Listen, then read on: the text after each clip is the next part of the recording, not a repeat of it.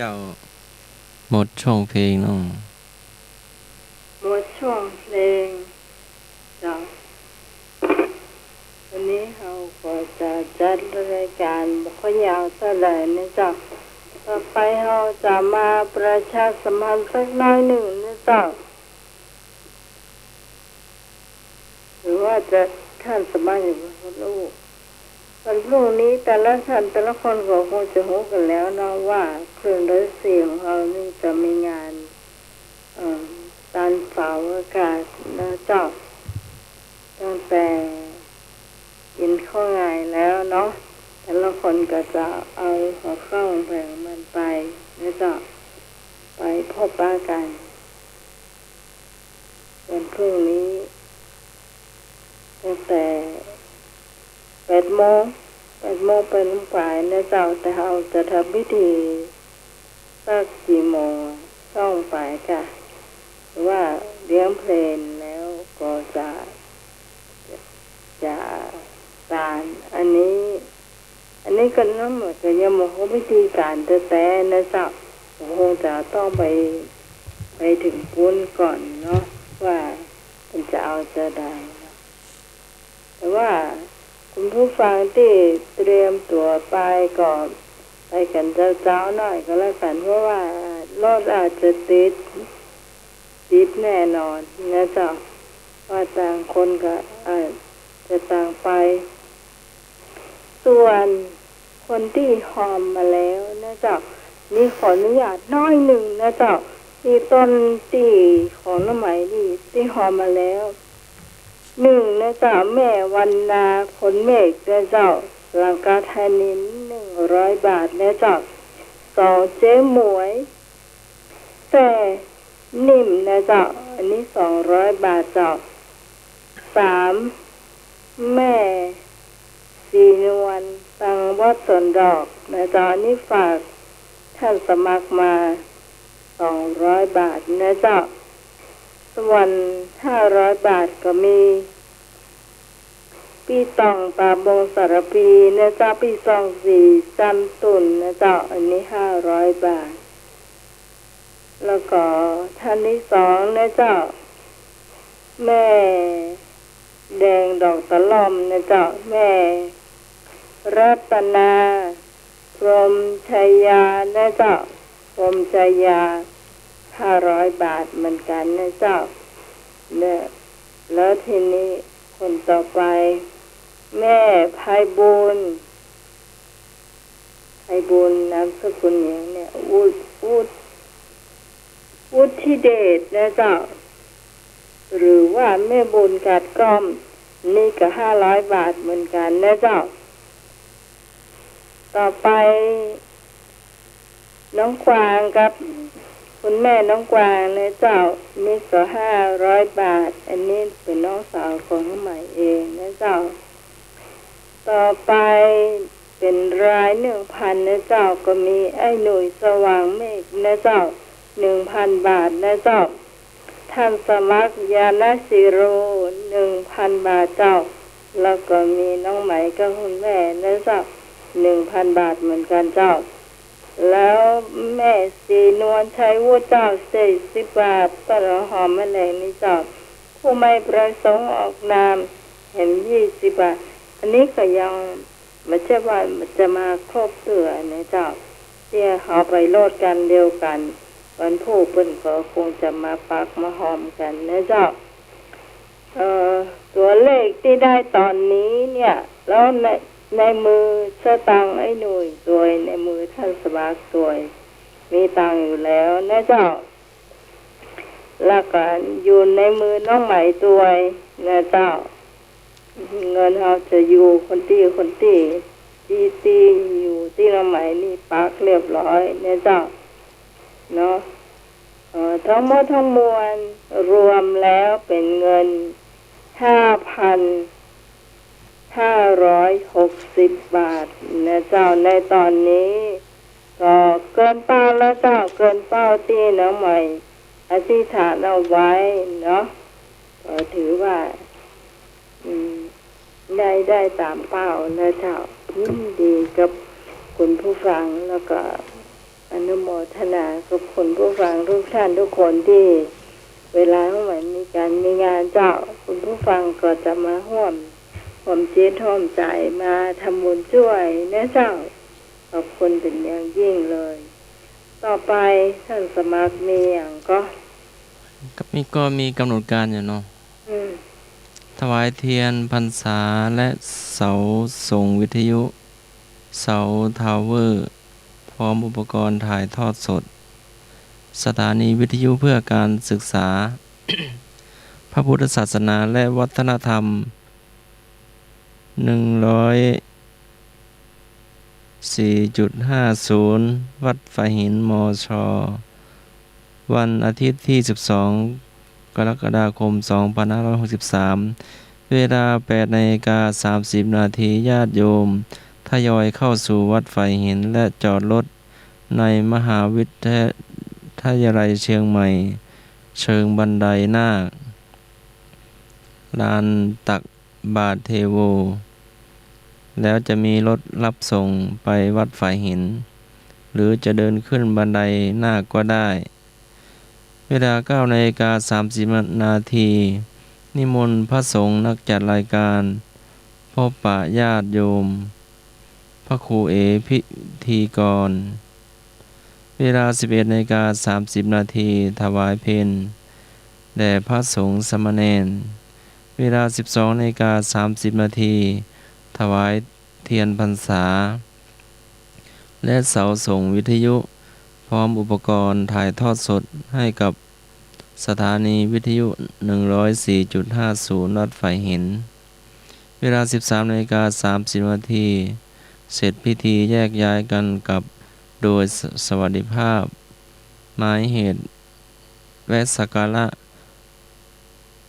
วัดพระธาตุดอยสุเทพวัดสวนดอกพระรามหลวงวัดพระสิงห์วรมหาวิหารวัดเจดีย์หลวงหรือตามเจตนาอันนี้แล้วแต่คุณผู้ฟังจะไปเอากันนะเจ้าว่ากลุ่มไหนท่านไหนมาจากทางใดจะปาขันไปเอาที่ไหนต่อนะเจ้ามีเวลาอยู่เนาะวัดต่างๆก็ไม่ได้ไกลกันเท่าใดนะเจ้าต่อไปเขาจะมาเข้าสู่มีจัดโลหิตอยู่เนาะแล้วพรุ่งนี้ก็จะไปรับหน้าใหม่ไปรับพระอาจารย์ทวัฒน์เนาะตี 5 กะฮะมาอย่างตี 5ลุกตัวพี่นานขมูลว่าไปรับตี 5พอดีพี่นานขมูลได้เป็นอาจารย์วัดโดยเนาะได้ขึ้นเท้าทั้ง4ก็เก่งว่าก็เลยอาจารย์พระครูสมุวิศวัตก็เลยคุยกันหรือว่าจะได้ก็เลยให้นันดาพาไปเนาะกับพันสมัครตี 5ไผไปลุกนัดกัน8 โมงอย่ามาฮับตี 5เจ้า นมัสการครับปกเป็นท่านแท้ครับไปแน่นอนครับท่านครับเจอกันอีกแล้วเจ้าได้เลยเจ้าเจอกันที่วัดครับนมัสการครับเจริญพร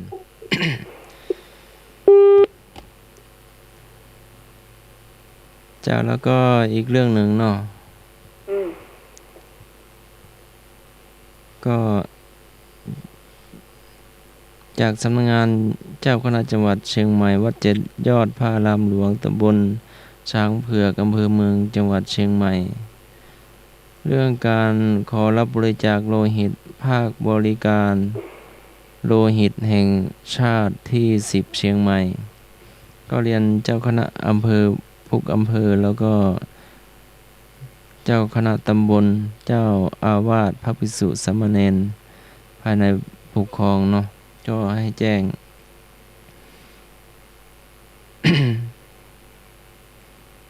ด้วยภาคบริการโลหิต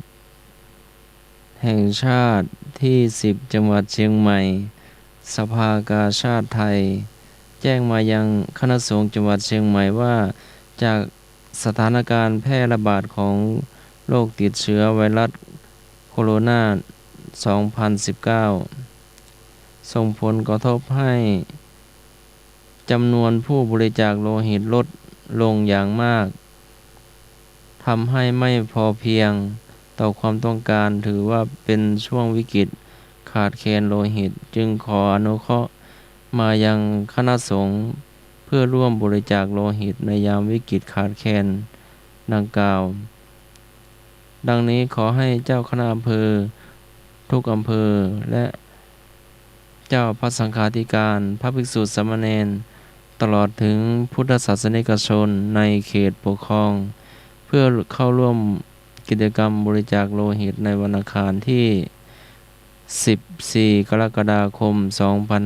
2563 เวลา 9 นาฬิกาถึงเวลา 15 นาฬิกา 30 นาที ณ อาคาร 60 ปี พระราชสิงหวรมุนี วัดพระสิงห์วรมหาวิหาร ตำบลพระสิงห์อำเภอเมือง จังหวัดเชียงใหม่ โดยมีภัตตาหาร และอาหารสำหรับถวายเพลพระภิกษุสามเณรและบริการพุทธศาสนิกชน ทางนี้ขอให้แจ้งรายชื่อจำนวนอย่างน้อยอำเภอละ10 รูปคน มายังสำนักงานเจ้าคณะจังหวัดเชียงใหม่ภายในวันศุกร์ที่ 10 กรกฎาคม 2563 และขอเชิญท่านผู้เข้าร่วมพิธีปิดกิจกรรมดังกล่าวก็ลุงจึงเรียนมาเพื่อทราบแล้วก็แสดงความนับถือหลวงพ่อประเดชพระคุณหลวงพ่อพระเทพปริยัติเจ้าคณะจังหวัดเชียงใหม่เจ้าตะกี้อู้ถึงที่นานนาทวุฒิไปอยู่ได้ขึ้นตาตั้ง4-6 โมงเพื่อขึ้นได้หรอ6 โมงขึ้นตาตั้ง4ได้แล้วต้องเฮ็ดเปิ้นก็แจ้งมาเปิ้นก็ขึ้นตาตั้ง4แล้วผมเสียรอฝ่ายเนาะเอาไปรับตี 5ยังไม่ตื่นก็นอนในรถตู้รอไม่ใช่ไงคนอื่นเหรอเสียปีคนเดียวดูคนแก่เนาะ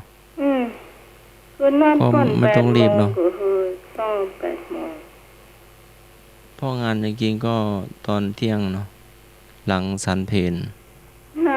ในกำหนดการนี้8 โมงแล้วไผมาตันก็เกรงว่าไม่มีที่จอดรถเกรงว่าได้เดินไกลเกรงว่าก็ขึ้นไปไว้บนแล้วก็เอารถลงมาอีกจ้ะ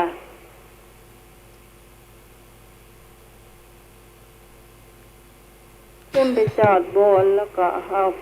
ของไว้ลงแล้วก็เอารถลงมา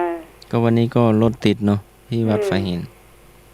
ถ้ามีรถลงทานมีรถท่านผู้ฟังมีรถศรัทธาชาวบ้านมาช่วยวัดโดยเนาะไม่ได้ให้จอดรถน้ำปานะรถน้ำถวายน้ำรถนิ่มสีเสียงไปยังนิ่มสีเสียงเจ้าได้เห็นมีน้ำในวิหารเจ้าเห็นได้แล้วนะเห็นน้ำอยู่ในวิหารแล้วก็วันนี้ก็ดีเจเรียวกับดีเจป๋องมอบลงศพเนาะให้แก่มูลนิธิก็มากันเยอะนะเจ้าก่อนฉันเพล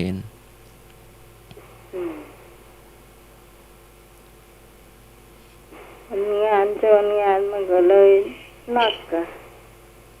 รถก็เลยเนาะเพราะว่าผู้ที่อยากได้ก็ลำบากมันรถมันจะให้จอดหลุมเหรอเจ้าก็ช่วงเช้าก็ตัดหญ้าเนาะพระภิกษุสามเณรแล้วก็ศรัทธาจะพามาช่วยตัดช่วยเก็บขยะช่วยเก็บใบไม้จำเบอร์ของท่านทวัดได้เนาะ อันทวัฒน์บอกว่าเฮาโทรหาเปิ้นนะ จะแต่นัดท่านมากี่โมง นัดไว้7 โมงไป เจ้า โอ้ยบ่ต้องทักไปอย่างนักหนาแหละโอ้ยอย่างนัก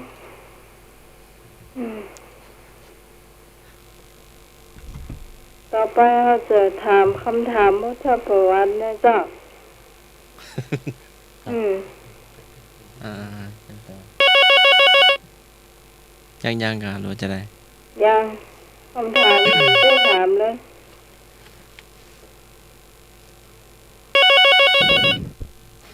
เสียง ถามปัญหาพุทธประวัติก่อนนะเจ้า พระเจ้าพิมพิสารพาบริวารเข้าเฝ้า หลังโปรดสดิน3 พี่น้องและบริวารให้บรรลุพระอรหันต์แล้วเสด็จประทับณลัทธิวัน สวนตาลหนุ่มพร้อมด้วยภิกษุสติน 1,003 รูปนั้นลำดับนั้นพระเจ้าพิมพิสารพาข้าราชบริพาร12 หนุจำนวนกี่คน ก 1,000 คน ขอ 10,000 คน คอ 120,000 คนที่เข้าเฝ้าเลือกตอบได้เลย ก 1,000 คน ขอ 10,000 คน คอ 120,000 คน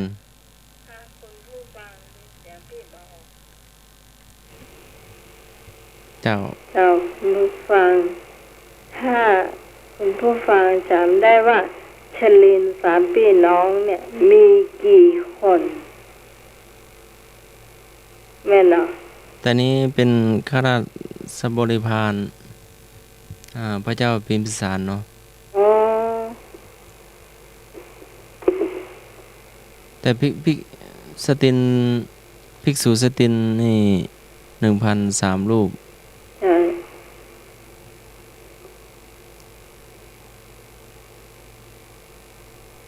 เจ้า ที่วัดเนี่ยวัดขอนตาลวัดต้นตาลหนุ่ม ยังไม่หน้าวัดหน้าลัทธิวัน สวนตาลหนุ่ม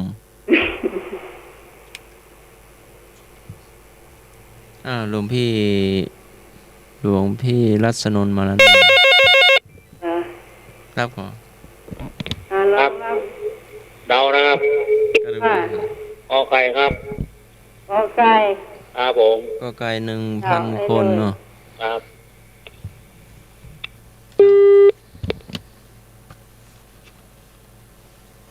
นมัสการเจ้า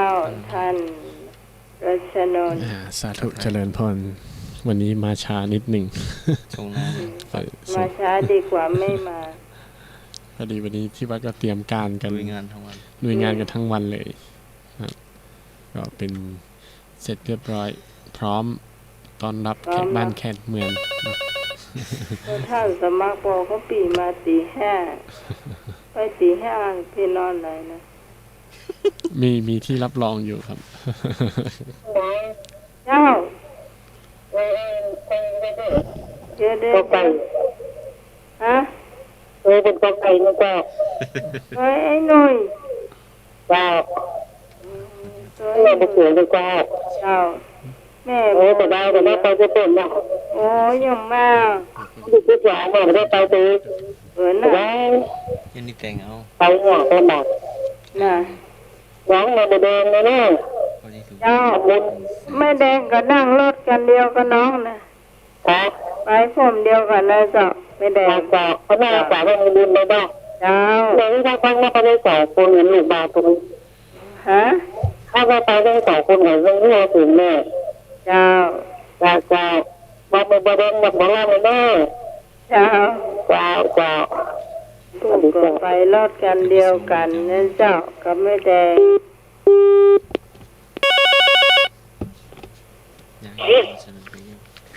กาตอบข้อกอไก่เจ้า1,000 คนเจ้า 1,000 คน จอย เจ้า เจ้า เจ้า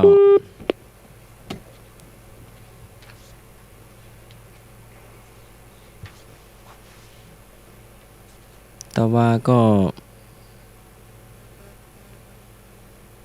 อะไรแต่ว่า พระ ก็ อาจา อะ ร ไร ย์พระครูก็นำเส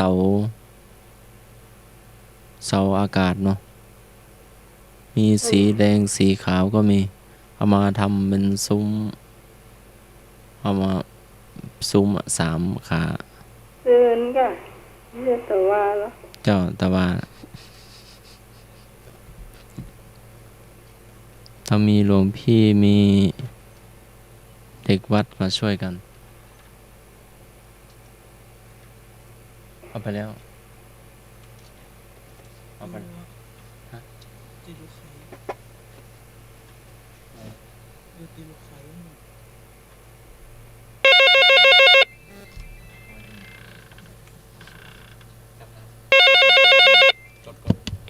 สวัสดีครับ เอ้า ตัวเป็นนะครับ1,000 คนนะครับ 1,000 คน ตัวเป็นนะครับ เพิ่นเอา1,000ก็เอา1,000 ครับตัวเป็นครับ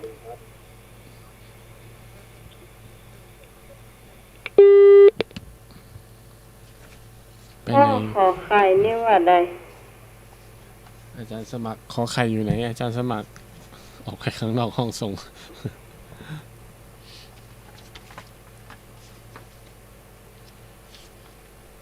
หาย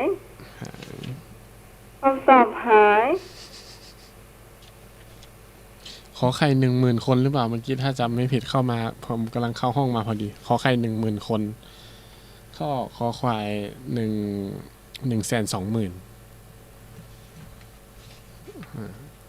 ใช่ละ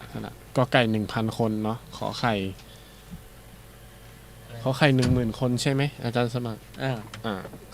คอควาย120,000 คน จ้า ข้อขอคอยถูกคำถามต่อไป ยังไม่ได้เฉลยยัง ยัง ไม่ ไม่ได้ ได้เฉลย ยังไม่ได้เฉลย พูดดูก่อนนะ คุณผู้ฟัง ไอ้มโห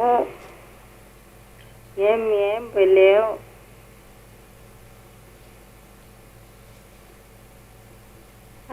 ถ้าฟังให้ดีเนี่ย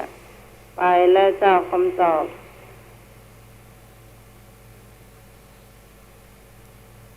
ส่งเข้ามาได้เลย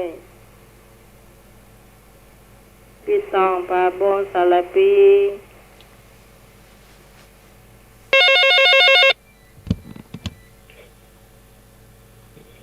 เจ้า เจ้าสวัสดีจ้าน้องไม้ นวล เจ้าวัดไหวสาพระอาจารย์ท่านสมัครนะเจ้า เจริญพร รับเป็นนันขมูลแต่นอก เป็นอาจารย์รัชน รั นท์ ชนนท์ หลวงพี่ใหม่หลวงพี่รัชนนท์ รัชน เนาะ นท์ เจ้าต้องไหวสาเอาเนาะ เป็น สาธุ อาจารย์ ไม่ ตัวน อน นี้ เอาข้อขอควายนะเจ้า สาธุ พี่นัดขมูลเมาอยู่ตัวตุ้งยอง อ๋อค่ะเจ้า เจ้า จ้าไม่นอนมาเปิดประเด็นนี่จ้าน้องไม้แกขึ้นบนบ้าน อ๋อ เมาดูน้องชมพู่ เออ เอ้ยเจ้า เจ้า เช้าสวัสดีเจ้า สาธุ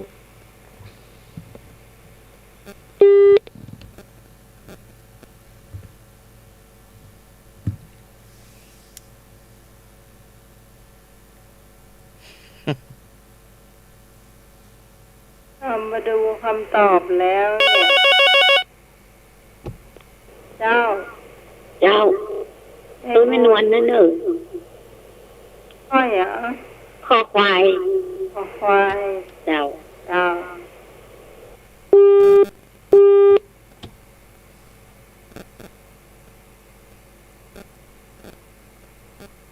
แล้ววันพวก2 คนนี่เขาจะมาด้วยกัน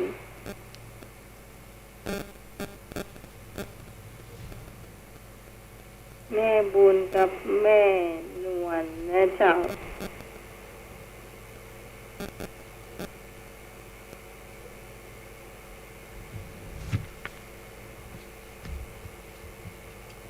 อ๋อ เสาลืมไป เอามาวันก่อน หืม เสาอากาศอะมา เอา วันก่ มา อน วันที่9 เจ้าตะบานี่ไปพาเนนไปหาหมอแล้วก็ไปวัดประสิงห์เจริญพุทธมนต์แล้วคารวะเนาะ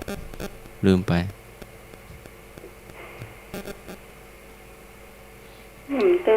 ย่ำตันถึง50ลืมหน้าลืมหลังล่ะ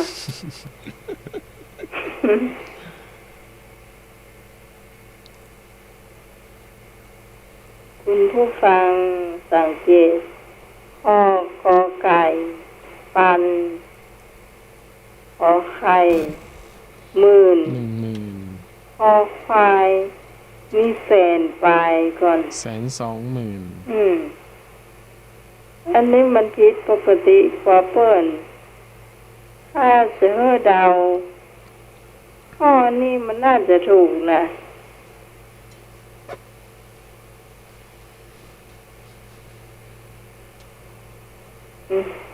เฉลยเจ้า อาจารย์สมัครเฉลยครับ เฉลยเอามาสิ ว่า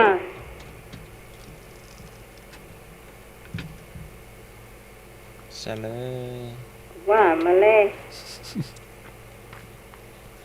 เอาหลวงพี่ช่วยกัน คนถามเองงงเอง เฉลยคือ120,000 120,000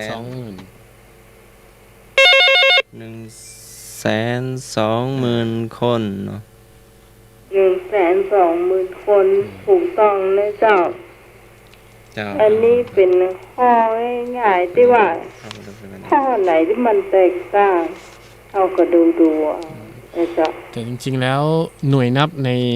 สมัยพุทธกาลเนี่ยยังไม่มีหน่วยหลักแสนหลักหมื่นหลักล้านเนาะเพื่อจะนับเป็นนหุตแต่จริงๆ120,000นี่ก็คือว่าในสมัยพุทธกาลของสมัยพุทธเจ้าเองนั้นน่ะเปิ้นนับเป็น12นหุตก็คือ1นหุตน่ะเท่ากับ 10,000 คนถามว่าการนับนี่เป๊ะไหมก็ไม่ได้เป๊ะคือใช้การประมาณการเนาะเวลาเปิ้นนับกำลังทหารกำลังคนว่าทหาร 10,000 ทหาร 20,000 ก็คือว่าเปิ้นจะนับเป็นหมื่นก่อนคือถ้าล้านตาเนี่ยเปิ้นตีเป็นหมื่นละเป็น 10,000 ละครับเพราะฉะนั้นความจริงๆแล้วในภาษาเขียนในตามตำราตามพระสูตรเนี่ยจะคือ12นหุตก็คือ 120,000 ครับ เจ้าข้อต่อไป ข้อต่อไปเนาะเดี๋ยวย้อนไปถึงพุทธประวัติเอาใกล้ละเอาเป็นลักษณะความรู้ดีกว่าเนาะเอาที่แบบจะได้ขยายความง่ายๆเนาะคือในลำดับบันทึกของวันนั้นที่เราเมื่อสัปดาห์ที่แล้วเนาะเราก็ได้อู้เรื่องอาสาฬหบูชาหลังจากที่เราเกิดพระสงฆ์เนาะครบรัตนะแก้วสามประการพูดพระธรรมพระสงฆ์เนาะจากที่ทรงแสดงธรรมเสร็จแล้วก็มีพระสงฆ์เนาะเมื่อลำดับการต่อมาเมื่อพระองค์สมมาสัมพุทธเจ้าเปิ้ลมีสาวกหมดแล้วทีนี้มีพระรูปหนึ่งที่ถ้าในยุคสมัยเนี้ยควรจะได้รับสิทธิพิเศษแต่กลับไม่ได้รับเลยนะเป็นพระที่บรรลุธรรมแทบจะอันดับสุดท้ายเปิ้ลรั้งท้ายเลยจนถึงขั้นที่ว่าแม้กระทั่งหลังจากที่องค์สมมาสัมพุทธเจ้าดับขันไปแล้วเนี่ยเปิ้ลก็ยังบรรลุธรรมเลยถามว่าชื่อพระอะไรง่ายนะเจ้าง่าย ตอบเองคิดเองเนาะ แล้ว คิดเอง ชื่อพระอะไรเสร็จแล้วบรรลุธรรมพิสดารกว่าคนอื่นเนี่ยยังไง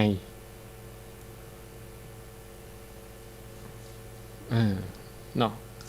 มีจะมี2คำตอบถามว่าชื่ออะไรแล้วบรรลุธรรมพิสดารกว่าคนอื่นอย่างไรนี่เนาะทวนคำถามเนาะก็คือว่าพระสงฆ์รูปใดบรรลุธรรมท้ายกว่าเพื่อนทั้งที่มีโอกาสมากกว่าเพื่อน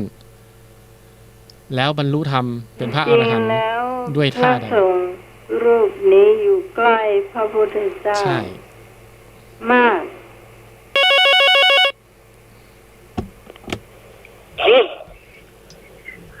ขอตอบว่าพระอานนท์เจ้าพระอานนท์บรรลุธรรมหลังพระพุทธเจ้าปรินิพพานขณะที่พระอานนท์บรรลุธรรมนั่นคือขณะเอนเจ้า กำลังจะเอนตัวลงนอนเจ้าบรรลุธรรมตอนนั้นเจ้า สา พี่พรปักเศร้าเจ้า สาธุ เจ้าแล้วเจ้าพี่พรปานเศร้า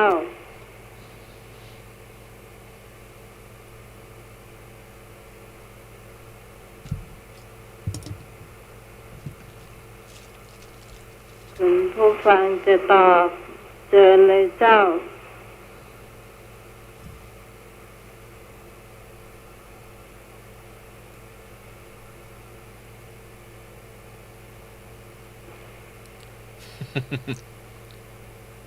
มีสายจากตั้งใดตั้งเหนือตั้งใกล้ตั้งไกลเนาะส่งสัญญาณกันเข้ามาว่ารับฟังชัดเจนดีก่อน อันนี้ ท่านราชานนท์กำลังโจมเจ้า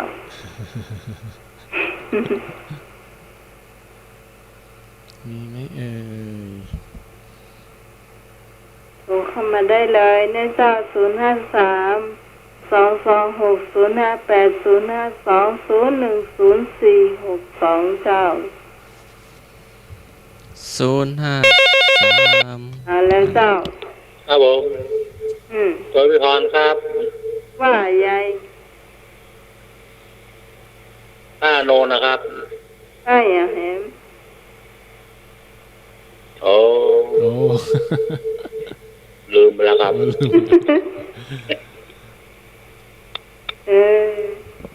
ถ้าเป็นนักเรียนนี่ไทยบ่ได้ความ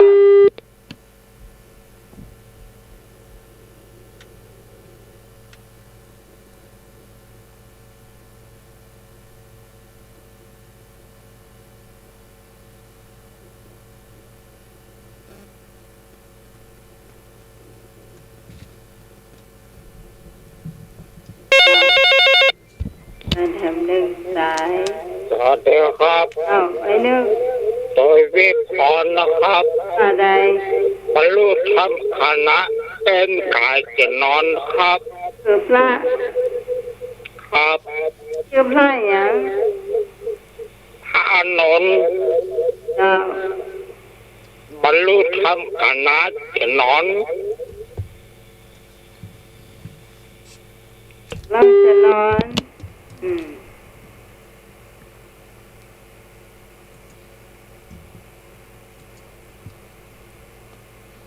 เข้ามาได้เลยเอา จะน้องไหม เอาไม่นวล เจ้า เดี๋ยวโทษมันใกล้เลยวิทยุพระอานนท์เจ้าน้องไหม เจ้า เจ้าบรรลุอันอย่างนี้ มันลืมไปละ แต่เพราะว่าพระเจ้าพระอานนท์ต่ออย่างคล้ายๆเป็นพระรองของเพื่อนอย่างน้องไหมยังจะมีบ้านเฮานี่จะมีเจ้าอาวาสเนาะเจ้ากระรองเนี่ยต่อเตี้ยอู้บเก่ง อ๋อเปิ้น เจ้าดีกันนะเจ้า เปิ้นขยายความจริงๆเปิ้นฮ้องว่าพระอุปถากก็คือคอยปรนนิบัติเนาะเป็น พระอุปถาก พระอุปถาก ถ้าปล่อยพระนอนสำเร็จพระอรหันต์ก็จะบ่มีภัยเขียนในการนอกเป็นประวัติ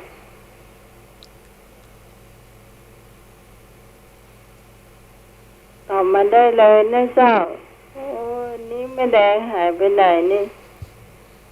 แม่แดงเห็นได้เข้ามาเส้นเหนอแม่แดง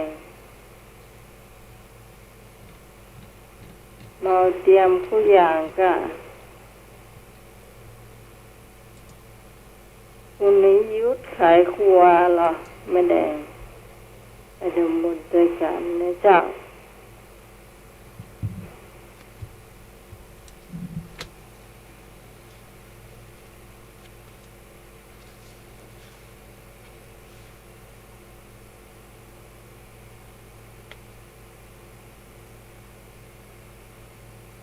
อะไรเจ้าเขาจะ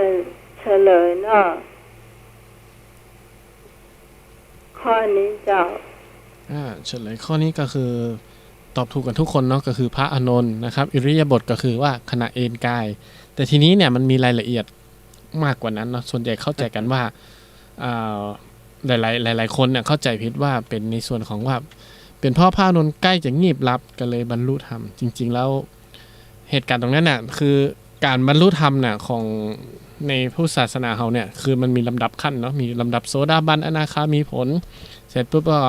บรรลุจนถึงพระอรหันต์เนี่ย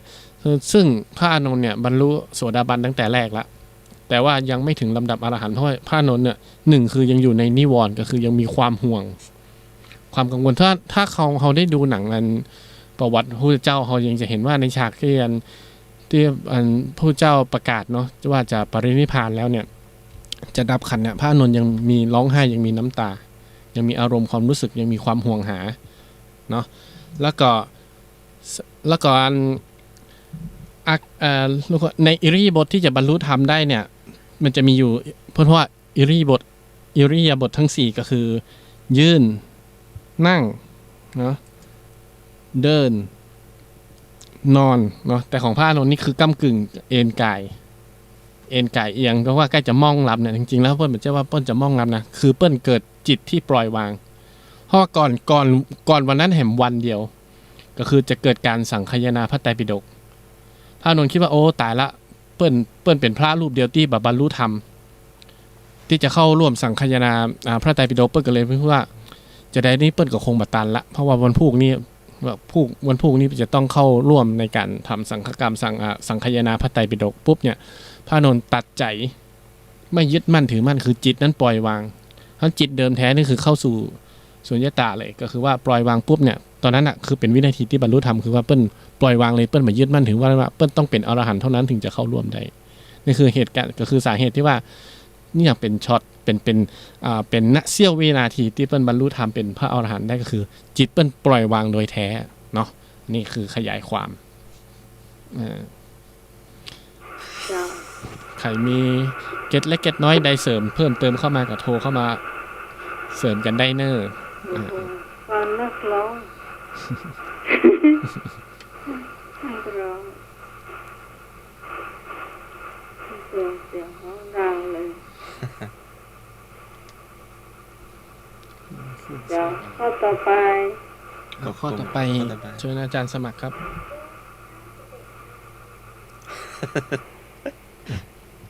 มาตามถามใครหัวล่ะ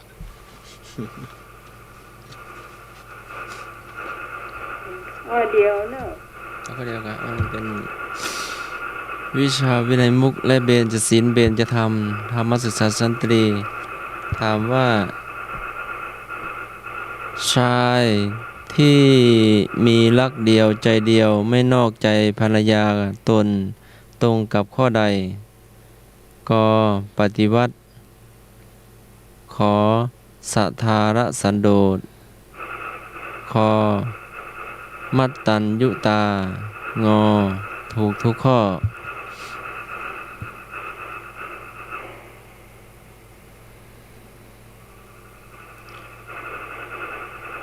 ชายที่มีรักเดียวใจเดียวไม่นอกใจภรรยาของตน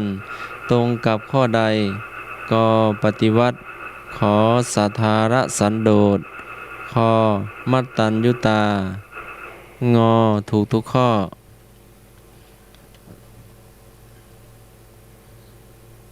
ปฏิวัติคือการหมุนกลับเปลี่ยนแปลงข้อควายมัตตัญญุตาจ้าพี่พรประชาจ้ามัตตัญญุตา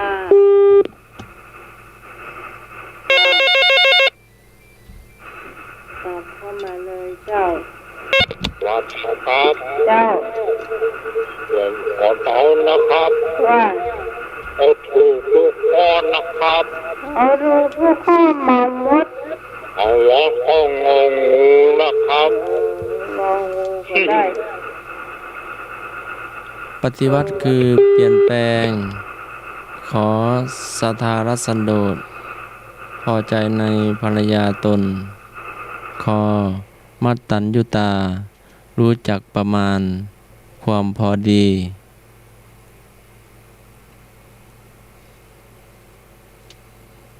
งอถูกทุกข้อ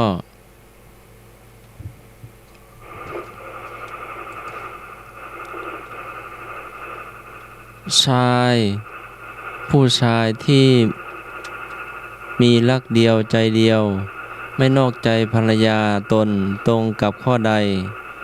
ก็ปฏิวัติแปลว่าเปลี่ยนแปลงขอสถารสันโดษพอใจในภรรยาตนข้อคอมัตตัญญูตาความมัตตัญญูตาความรู้จักประมาณความพอดีผม เจ้า อ้าว ขอใครครับ ขอไข่สาธารสันโดษเนาะ ครับ พอใจด้วยภรรยาตนเนาะ ครับ ยินดีเฉพาะภรรยาตนเนาะ ครับผม เจ้า ทำมาเลย อันพี่พรเปลี่ยนเอาข้อขอไข่เจ้า ฮะ จ้า เปลี่ยนแล้วนะพี่พรเปลี่ยนเป็นขอไข่ละเจ้า เจ้า ยาวเอาตัวไอ้หนุ่ยเนย เจ้าตัวเหนื่อยเนาะ เจ้า เจ้า สาธารสันโดษเนาะแม่บุญ เจ้า เจ้าแม่เจริญพร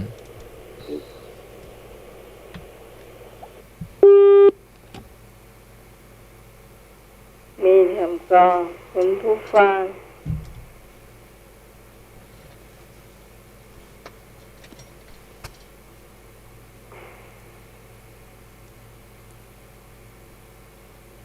มีแถมกรองที่จะตอบข้อนี้เจ้า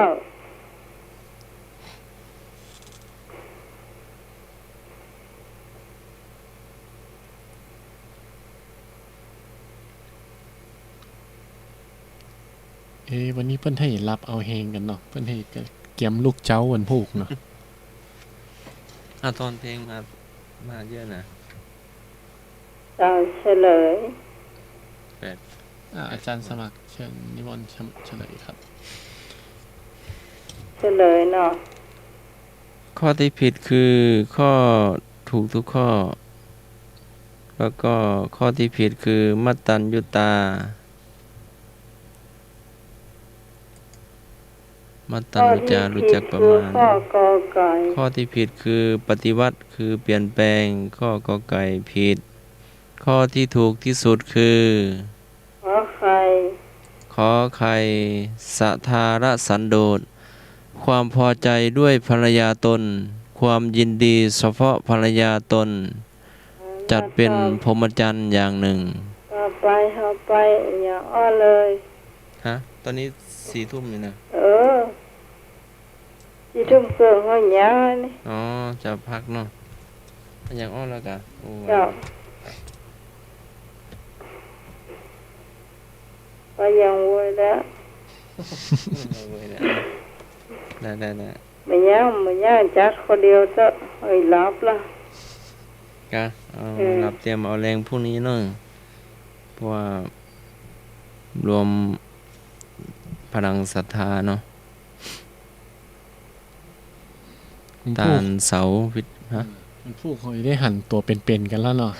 อันตัวเป็นๆ ทั้งดีเจทั้ง ท่านสมัครกับอาจารย์นี่เจอบ่อย ฮะ เดือนมกราก็เจอกันปะกันเนาะ เพราะว่าหลวงพี่รัชนนท์ก็ยังไม่เคยเห็นหน้าใหม่เนาะแม่บุญ ฟัง แม่ เสียงนี่ก็โอ้ย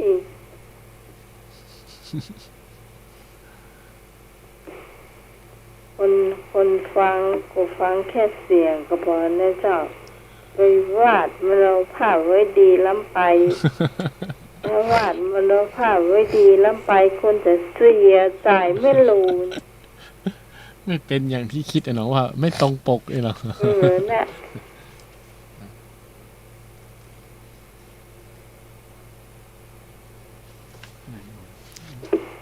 เอาอย่างอ้อมาทำ ห เล ลวง ย พี่รัชนนท์เนาะอาจารย์รัชนนท์จะถาม ทำเลยเจ้า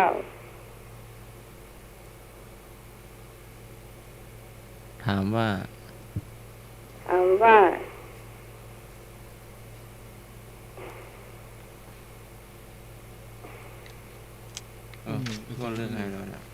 ไม่สิถามก่อนละจิกปิกจอกปอกสามจอกสามแจง จิก มีเข็มมาแบ่งสามแจงจอกปอกอันยังอ๋อจิกปิกจอกปอกสามจอกสามแจงมีเข็มมาแบ่งสามแจงจิกปิกจอกปอกอะไรเอ่ยคำถามนี้เคยถามไปแล้ว จิกปิกจอกปอก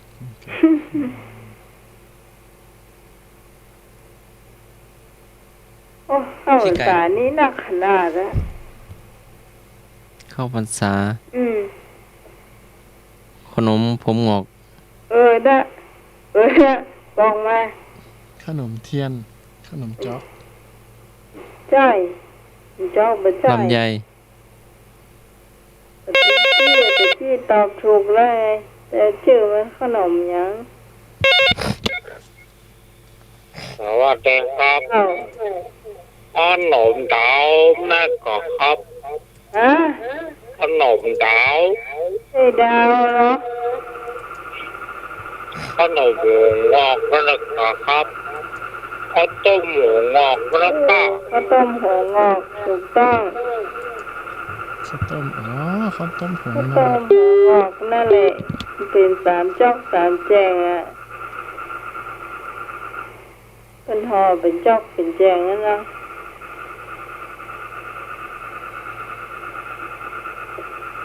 บ้านสองเตาเดี๋ยวเนอะฟังคุณผู้ฟังตอบจะเนอะจะถามท่านรัชนนท์กับท่านสมัครบ้านสองเตามุงคาสองแทบบินไปบินมาตบยอบแทบแยบ บินไปบินมาต้นยับไปมาแต่มา จะได้พี่นาสงเกียรติอะ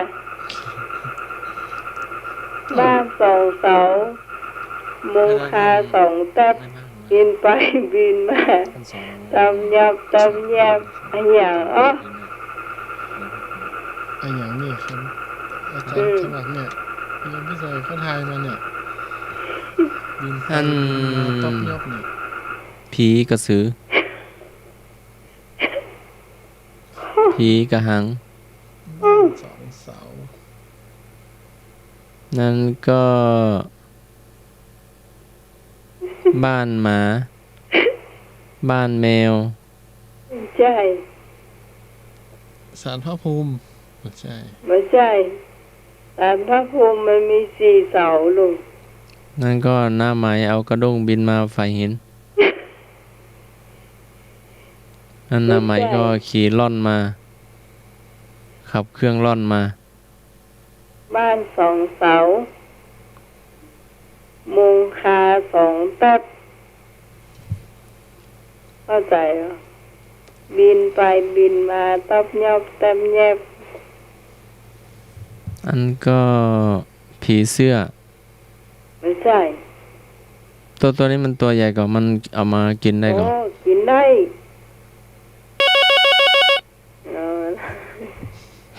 วันนี้โอ๊ตก็ได้ละมาละ พระอาจารย์ตอบลงถูกเลยน้องไหม เจ้า คนว่านั้นนกเด็กก้า ฮะ บ้านสองเสามีคาบินไปบินมานะ อย่าง ถูกก็น่าเจ้า อย่างก็เป็นไรก็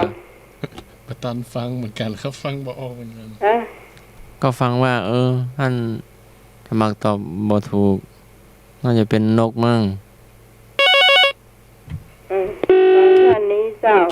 มาคุณผู้ฟังตอบได้เลยเจ้าใครตอบได้ตอบมาเลย เจ้า เจ้า กอไก่ ถูกต้อง เจ้า ไก่มีสองปีกสองขา เจ้า เจ้า เจ้า ไก่เจ้า ไก่ หรือว่านกก็ถูกเจ้า เจ้า สองขาบินไปบินมาต้นยับ ท่านนี้ว่าใดเจ้า ไป เจ้าว่าใด สายนี้ว่าจะได้เนาะอยู่หน้าไม้แล้วเด้อ เอาไม้เอาแม่เนอะ เจ้า ก ไก่แม่ลายตายแก่น้ หืม ำไก่แม่ลายตายแก่น้ ไอ้แม่ลายตายแช่น้ ำเจ้าม องตามข้าว อะไร ำเป็นของใจก่อน วิ่งซ่อน ไอ้แม่ลาย ซ่อนกุ้ง ตายแช่น้ำใส่ ใส่ ใส่ ถูก อ่ะ ละใส่นี่ละ อ้าว เจ้าอันเดียวไงนะแต่ก็ต้องหาใหม่ก็เนอะ เจ้า เจ้า มาหา เจ้า มา สา ได้ ย เลย สายนี้ยังอยู่ในอากาศอยู่เนอะ อยู่ในอากาศอยู่พูดได้ บ่ เล ฮู้ ย อายหรือว่าอู้บ่ออกหรือว่า ถ้าบ่อู้ก็ขอเนี่ยบางสายในเจ้าเพราะว่ามันสายอื่นเข้ามาได้นะท่านสมัครก็ แต่ ต้อง เสียงเหมือน กดหน่อย เปิดขนมทานก็ แล้วก็ ท่าน แค่ ส ก็แค่ มัครกดเหมือนหน่อยเถอะ ฮะ สายมันว่างกดเหมือนหน่อยกดเหมือนกดค้างเหมือนหน่อยสายหลุดเนาะมาท่านและชานนท์ถามมาเลย อย่างปอกินบ่ปออาบ น้ำลาย ปออาบบ่ปอกิน พออาบปะปองกิน มีเรื่องเก่ากันนะตะกี้พอกินแต่ ปอ บ่ กินบ่ปออาบนะน้ำลายถูกละแต่ละอันอย่างว่าปออาบแล้วบ่ปอกิน พออาบปะปองกิน อาบเหงื่ออาบแดด เจ้า เจ้า เงื่อ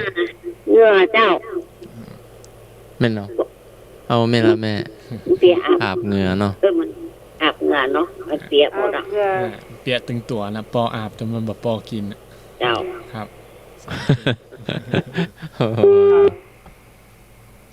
นี่เอาอีก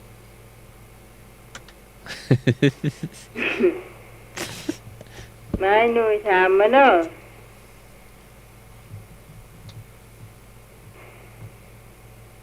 ถามมาได้เลย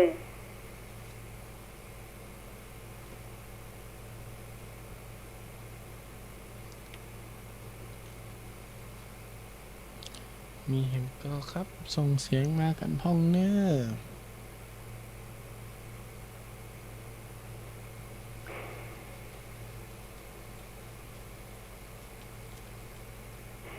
ต้มต่อไปก้อยปลายมันย้อยลงดินอะไรอย่างต้นเท่าปลายก้อย ต้นมันย้อนลงดิน ต้นอ้อย ไม่ใช่ จะไข่ ถูกต้อง เขาเคยได้ยินอันคนไทยไหมล่ะต้นเท่าต้นเอาไปก้อย นั่นนะตะไคร้ไอ้เนาะ โอ้ท่านสมัครเนี่ยจะใครไม่รู้เรื่อง ท่านสมัครงงเลย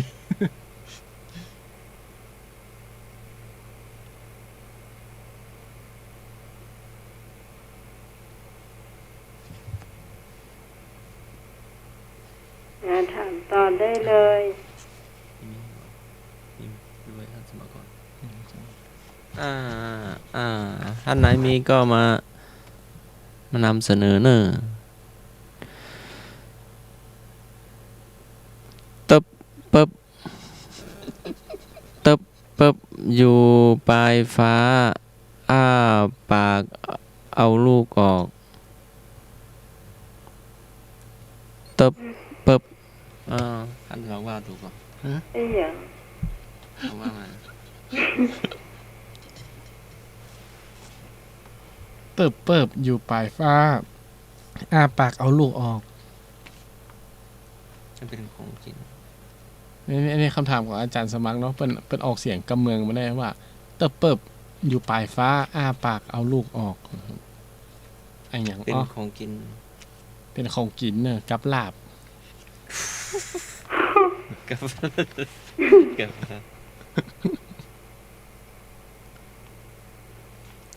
ต้องเอาไปเผาก่อน โทรมาได้053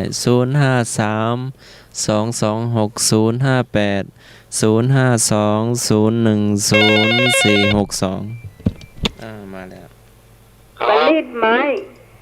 สวัสดีครับผม สาธุเจริญพร ไอ้พรหมปราสาง ครับ สมัยผ่านประลิดไม้เนี่ย ทั้งสองท่านครับผมสวัสดีคุณพิสมัยกันนะครับ เจ้า สาธุ ขอตอบเมื่อตะกี้อ่ะ รีดไม้ไทยแม่นละ แม่นแล้วครับมันนิดไม้ครับผม ทุกบุทงหุ่นเนอะ ถูกแน่นอนคุณพิสมัยมันกลับลาบหรอ กับลาบ ครับผม กับลาบเตอเปิบนี่มันมีบอกกี่อย่างเนาะ แต่เปิบนี่เกิดป่ะ แล้วมันลำนะ เป็นยังไงมาตามมา เตอเปิบก็คือมันจะแบนๆไง มัน เตอเปิบ เตอเปิบคือแบน มันจะแบนลักษณะ มันจะ แบ แบ น น ราบ เตอเปิบลักษณะแบนแล้ว ไปเผา นึกได้ตอนนั้นท่านราชนนท์น่ะไปว่าไปเผา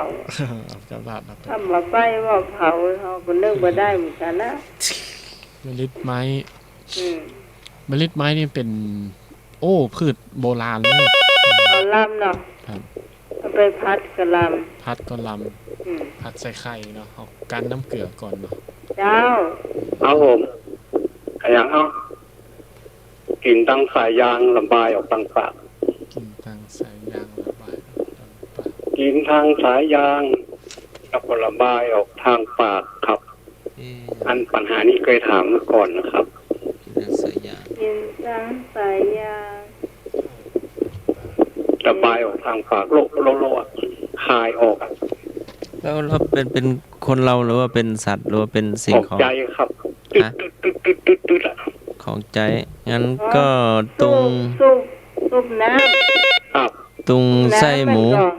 เครื่องสูบ น้ำครับผม ต้องเนาะ ถูกต้องครับผม ให้พงปราสางเจ้า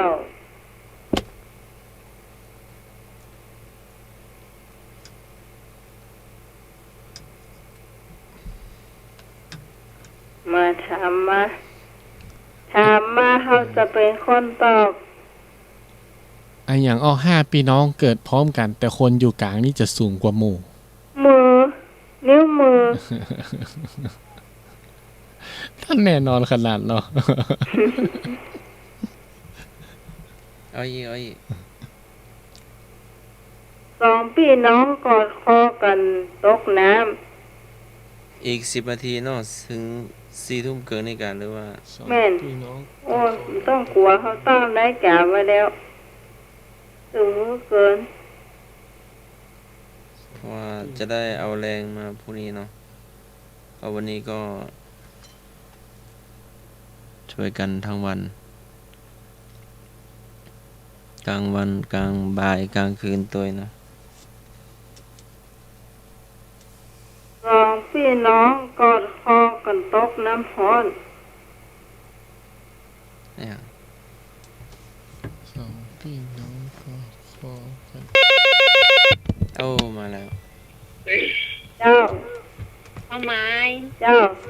กับนมัสการพระอาจารย์ท่านสมัคร เจริ มา ญ แล้วไม่แดง ใช่เลย ท่านอย่างบ่ รัชชานนท์ครับ อ๋อท่านอาจารย์โนนท์ สาธุ พระอาจารย์รัชนนท์ สวัสดีน้องไหมเนอะ เจ้า ทำมาค่ะเครียดทุกคนเนอะน่าจะป่าท่องโกเนาะน้องไหมเนาะ แม่นแล้วเจ้า เจ้า เจ้า แม่ถามต่อได้เลย แม่ว่ามีกึดบ่ออกกันน้องไหมแม่เข้าบ้านค่ะกินข้าวแล้วเจ้าถ้ามีแล้วแม่จะถามเนอะ เจ้า ก็เดี๋ยวไปจบแล้ว โอ้ยจะจบละ ก็จะเอาแร จะ ง ถึง มา 4 ทุ่มเกินกว่าละ เจ้าพวกเขาปากันเนาะ เจ้า เจ้านอนรับฝันดีทุกกันเนอะ สาธุ เจ้า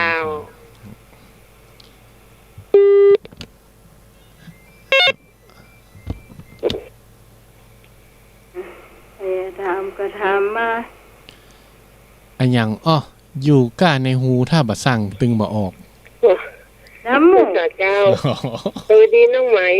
นะมันสุกได้ยินว่าบรินไหมเพิ่งไม่จะคั่วบรินไหมไปเรียกเพลนเลยเจ้า ฮะ จ้า อ๋อแม่ เสียงว่าดัง แม่บุญศรีห้วยลานเนาะ เจ้าผู้ไม่อยากไป10 คน เจ้า นั่งรถตู้เจ้า เจ้า อ๋อ เจ้าอย่าควบลิ้นไว้ไปเรื่องผ้านะเจ้า อ๋อ เจ้า สาธุเจริญ ดูป้ายธรรมะคลายเครียดนะเจ้า เจ้า เจ้า แม่นะเจ้า เจ้า ผู้จะโทรหาเนอะ เจ้าได้เล เจ้าย เจ้า ป้ายธรรมะคลายเครียดเนาะเขาจะมาเขาวัน ดูป้ายนะเจ้า ป้ายแล้วก็จะมีต้นสตางค์อยู่เนาะเขาจะมีป้ายคำว่าธรรมะคลายเครียดอยู่นะเจ้าผู้ฟังก็เข้าไปหาตรงนั้นได้เลยนะเจ้า ไปทำแล้วกัน ทำล่ะก็โอ้ยดีมืออย่างดีอ่ะทันทวัฒธรรมจาก7 ยอดเจ้า เดี๋ยวจะได้ถ้าขายซอบป้าจะมัดอาจารย์สมัครไว้กับต้นเงินท่านเนาะ โอ้ท่านสมัครแนวกูเอาได้ตรงไปเจ้าว่าได้เจ้าท่านนี้สวัสดีตอน4 ทุ่มไป ฮัลโหล เจ้า ฮัลโหล เจ้าได้ยินแล้วเจ้าท่านไม่ได้ยินเขาอ่ะ ได้ยินก็แม่ ได้ยินแม่อยู่เนอะ ก็ลำโพงกะ จะเร่งสุดแล้วนะ ใช่ประใจายหมายถึงแม่เปิ้นมาเปิดลำโพง อ๋อแม่เปิดลำโพงเนอะ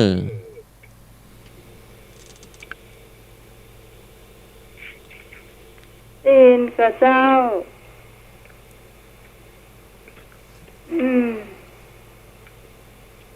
พูดไม่ได้ยินเขา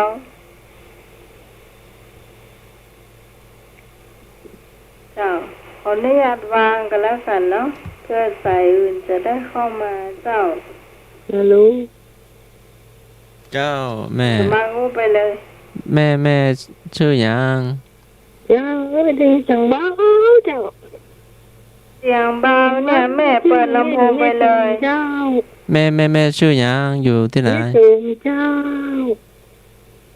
ฮะ แม่โสมอยู่บ้านหยัง อยู่บ้านสุมแม่แคถ้าเป็นทราบสุมแม่แคเจ้า บ้านศพแม่ค่ะ เจ้า แม่โสม มันไก่ แม่ เนาะ ไม่จะทายปัญหาเลย เจ้า เจ้า กินตั้งปากแล้วก็ทายเอาตั้งปากอะไรอย่างเจ้า กินตั้งปากถ่ายตั้งปาก ได้ยินกับเจ้า ได้ยิน เจ้า ชัดเจนโยมแม่ กินตั้งปากถ่ายออก กิ ตั้ง นตั้งปากแล้วก็ทายเอาตั้งปากกับเจ้าเป็นอะไรอย่าง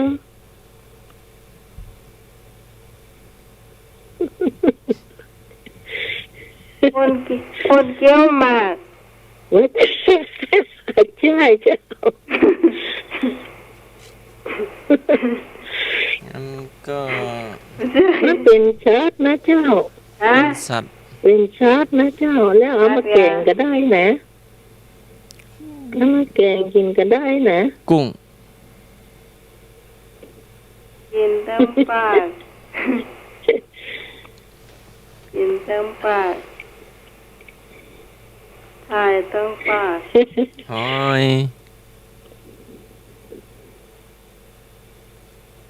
ก็อย่างดีอ่ะ หอยวะท่านสมัครว่าหอย ใช่แล้วเจ้าหอยเจ้า อ่ะโอ้ท่านสมัครดาวเก่งเลย กินทางปากถ่ายออกทางก้น ถ่ายตั้งปากเจ้า ท่านสมัครดาวถูกแล้ว อ้าวถ่ายออกทางปากอ่ะ อืม เอาไปสังเกตกันนั้นนะ ตอบ กินตั้งปากแล้วก็ถ่ายออกตั้งปากเจ้า เจ้า อืม แม่ถ้าวิทยุแม่บ่ค่อยได้ยินนะต่อสายไฟไปสักสอง อี สา น้อ มวันเจ้า เจ้าอีน้อน้องเหมย เจ้า เจ้าพวกบอกวันหลังไว้เถอะโทรใหม่เนาะ เจ้า เจ้า เจ้า แม่สม คุณผู้ฟังครับบัชัดเจนนะเจ้าน้ำเหมยแนะนำนะเจ้าสายไฟสักวาเกิงเนี่ยสายไฟเส้นน้อยนะเจ้าต่อก็เสากัดไปเลยล่างไปทางใดทางหนึ่งถ้ามันชัดแล้วก็วางไว้ตรงห้านะเจ้าจะชัดมากนะเจ้าสายไฟนี่ช่วยได้นักเนาะ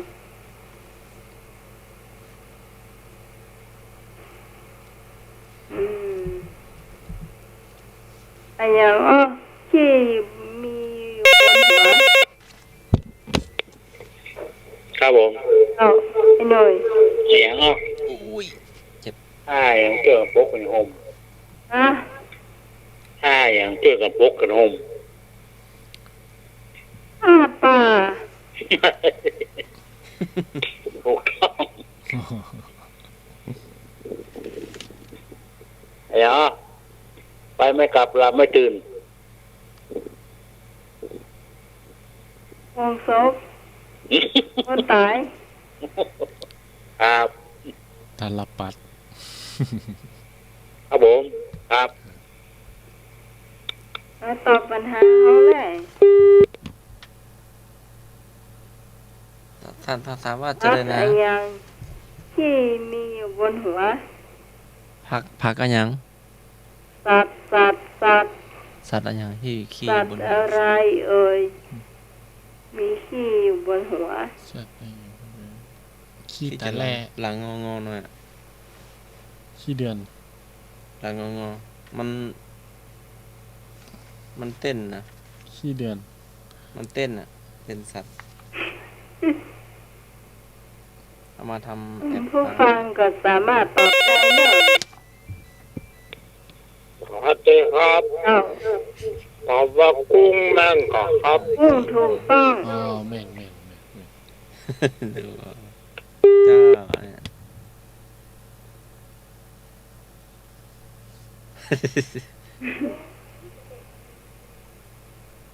ได้อำลาเนอะ ว่าแล้วหอยย่างละ ก็มา พัสวกรหรือ คุ ว่า ณผู้ นำ ฟังที่ยังมารับบันนอนเตื่อมาลาก่อนเจ้า แล้ววันผู้เขาก็มาป้ากันที่คลื่น104ของเขาเจ้าเราจะลาไปรับก่อน ปวดตัวไหมหรือว่าแรงวะ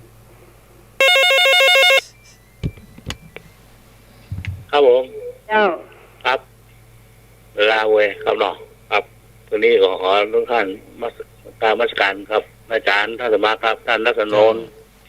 ครับอันนี้คือ สา พี่สมัยนะครับ สา มาเชียร์ทุกท่านนะครับ เจ้า ครับที่ฝันดีอายุ100 สาวนะครับครับผมนี่ครับ ขอบคุณเจ้า ผู้หอยไปวันน่ะ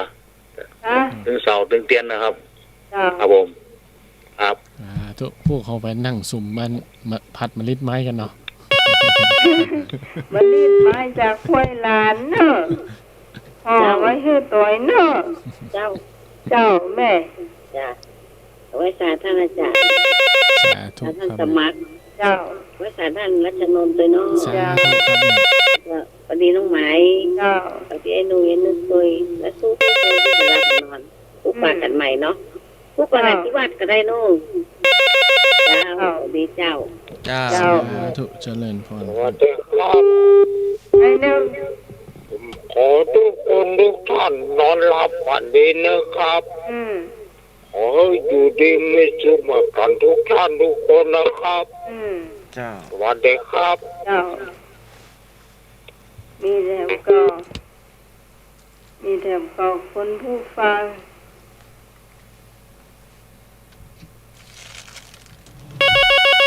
โทรเข้ามาได้เลยเจ้าโอ้นี่เดี๋ยว ครับผมการทำแท้ครับขอให้ทุกคนสาธุทุกคนทุกท่านจงมีอายุวันนะสุขะพระสารสมบัติ นมัสการครับ สาธุเจริญพร เจ้า เหมือนหลวงพ่อเลยเนาะเหมือนให้พรเหมือนกันเนี่ยทหารสมัครก่อน ไป ท่านไหนจะอำลากันก็มาเลยเด้อ เจ้า เจ้า ผู้ฟังไม่แดงหรอกเวลาก็มาเนอะ เจ้า วันนี้น้าไหมจะให้พักก่อนเนาะ อืม เพราะพรุ่งนี้ก็งานใหญ่เนาะ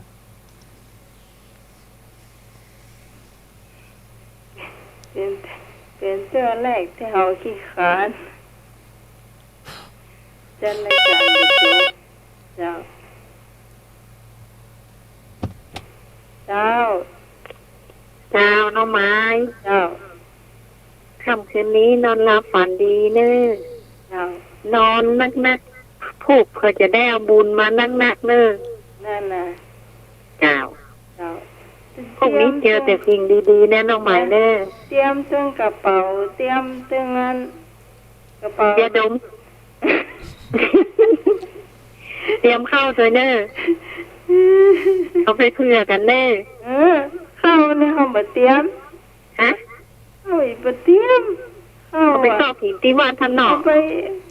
จะไปกินตัวอันเพราะทำเป็นลูกวัดของท่านสมัครคุณหรอก เจ้าตะกี้ได้ยินเหมือนเสียงแม่บัวเขียวเนาะ แม่น อ๋อแม่บัวเขียวแม่บัวแดงจะเอาบุญไปฝากเนอะ เพิ่นได้อยู่กับหลานเสียดายล่ะ ค่ะ เจ้า น้องล่าเหรอแม่สินวลอ่ะ หนูมากันเดี๋ยวมากัน พูกมากันเนอะ มากัน เจ้าน้องไม้ ยังคอยที่ซอยเดิมเนอะ ยังคอยที่ซอยเดิมห้วยเก่าแกนเนาะเจ้าน้องไม้ เจ้า เจ้า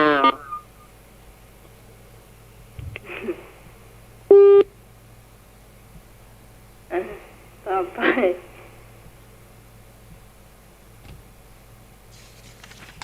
ว่าวันนี้พระอาจารย์ตั้งเพลงอมรกรลาไว้ก่อน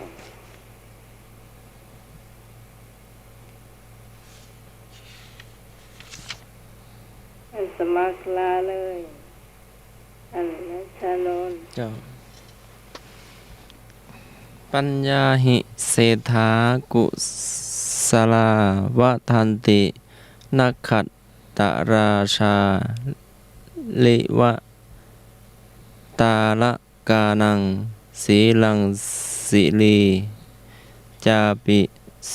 สะตัญจะธัมโมอันวายิกาปัญญาวัตโตภวันติคนฉลาดกล่าวว่าปัญญาประเสริฐเหมือนพระจันทร์ประเสริฐกว่าดาวทั้งหลายแม้ศีลสิริและธรรมของสัตบุรุษย่อมไปตามผู้มีปัญญาค่ำคืนนี้ผิดพลาดประการใดก็กราบขอสุมาภัยพระเทรานุเทระด้วยความเคารพอย่างสูง และค่ำคืนนี้ก็ให้ไหว้พระสวดมนต์หยาดน้ำภาวนาหลับฝันดีตื่นเป็นสุขหลับเป็นสุขขอเจริญพรนิมนต์หลวงพี่ สาธุ อาจารย์ สาธุก็สำหรับค่ำคืนนี้ก็ขอให้นอนรับฝันดีนิทราสวัสดิ์และราตรีสวัสดิ์เนาะก็ขอให้กุศลผลบุญที่ท่านได้ทำกันในวันนี้จะให้ได้หนุนนำให้ท่านได้ผ่านพบแต่สิ่งดีๆ ครอบครัวอยู่ดีเป็นสุขบ่ป่วยบ่เจ็บบ่ไข้เนาะแล้วก็พรุ่งนี้เขาก็จะได้ตื่นมาพร้อมกับเช้าวันใหม่อันสดใสก็ได้มาเริ่มต้นสิ่งดีๆทำสิ่งดีๆด้วยกันเนาะสาธุเจริญพรทุกคนเนาะ เจ้าสำหรับค่ำคืนนี้ต้องขอบคุณคุณผู้ฟังทุกเสียงทุกสายที่มาช่วยกันจัดรายการธรรมะคลายเครียดนะเจ้าสำหรับพระเจ้าพิสมัยจุรีดอนเจ้าต้องลาคุณผู้ฟังไปก่อนขอบคุณพระอาจารย์พระครูสุโมวิศวัตวรกิจโจผู้อำนวยการสถานีผู้ควบคุมเสียงเลือกเพลงคุณผู้ฟังได้ฟังสวยขอบคุณท่านรัชานนท์ท่านสมัครสวยนะเจ้า เราจะมาพบปะกันใหม่เจ้าในคืนพรุ่งนี้เจ้าแล้วก็ตอนวันพรุ่งนี้ตอนเช้านี่เราก็จะได้มาพบปะกันในงานตาลเตียนแล้วก็ตาลเสาตัวเนี่ยเจ้าใครอยากหูอยากหันไม่ต้องอยากหูอยากหันก็ได้เนาะฟังแค่เสียงก็ได้มาได้มาเจ้าถ้าไผ่ได้มาฟังการถ่ายทอดในเจ้าเนาะเปิดเสียงเอาไว้ในเจ้าคุณก็จะได้ฟังการถ่ายทอดเสียงในเจ้าเนาะแล้วก็ค่ำคืนนี้ขอบคุณคุณผู้ฟังเราจะมาพบกันใหม่ชอบรายการนี้อย่าลืมติดตามกันต่อไปนะเจ้าขอบคุณสวัสดีนะเจ้า